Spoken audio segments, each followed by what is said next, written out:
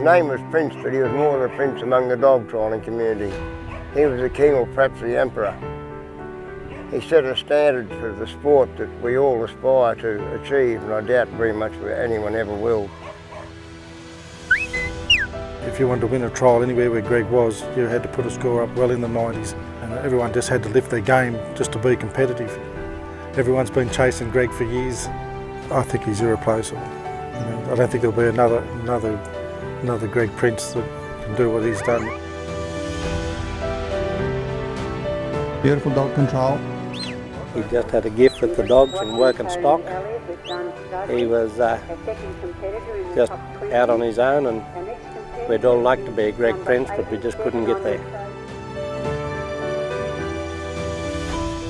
He's just part of the world, he's part of the scene. No one ever has won what he's won, and no one ever will win what he's won.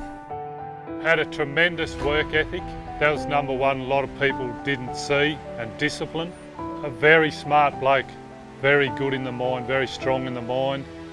A ruthless competitor, a master dog trainer, and an absolutely brilliant stockman. He was sort of the perfect storm. The record books don't tell a lie, but there has been many good handlers, but he's been the greatest. Good little bit of work, rolls him around. On and off the ground, he's what you call a champion. Beautiful job. Well done. Won't have done any better than that.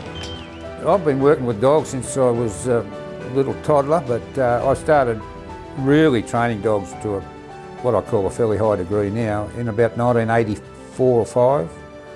But before that I was training the old way like everybody else. I trained the dog on the job, you know.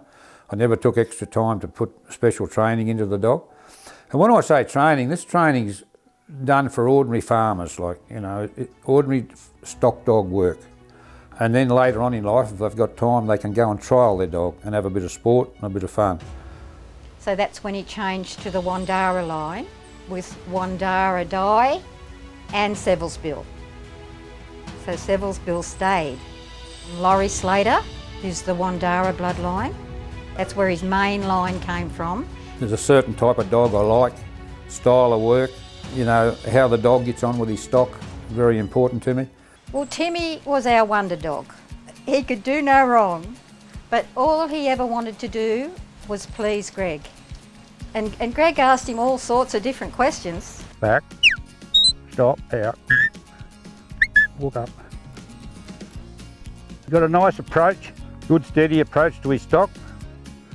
I try not to do it with dogs under 18 months, 2-year-old. Backing, yeah, because, you know, it's pretty tough work and they get trod on and they get knocked about. They get to that age, they accept that as part of work. Right, get up.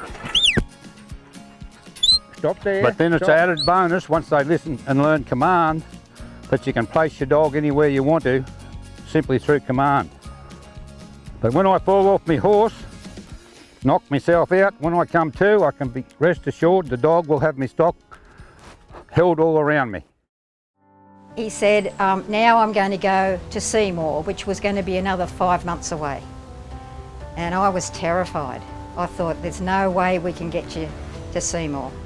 Well, he used to get out and it was cold and he'd get out and train the dogs, especially Timmy and Dodge. And he'd come in and he'd be so exhausted he'd have to just sleep. Finally, when we parted, he said, I love my dogs.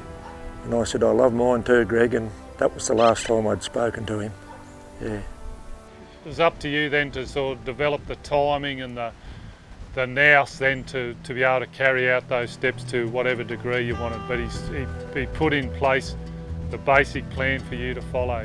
The 10 steps came about because Greg read every book there was to read on training dogs. Test. When called, the dog must come off stock immediately. Balance.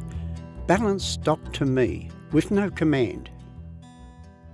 And, you know, I've had dogs all my life, working dogs, and didn't know that I didn't know. You just got to have a program, a step-by-step program, and just treat them like a human, and let them go through primary school and high school and then out into the workforce. So, well, summing up, I think dogs are my life.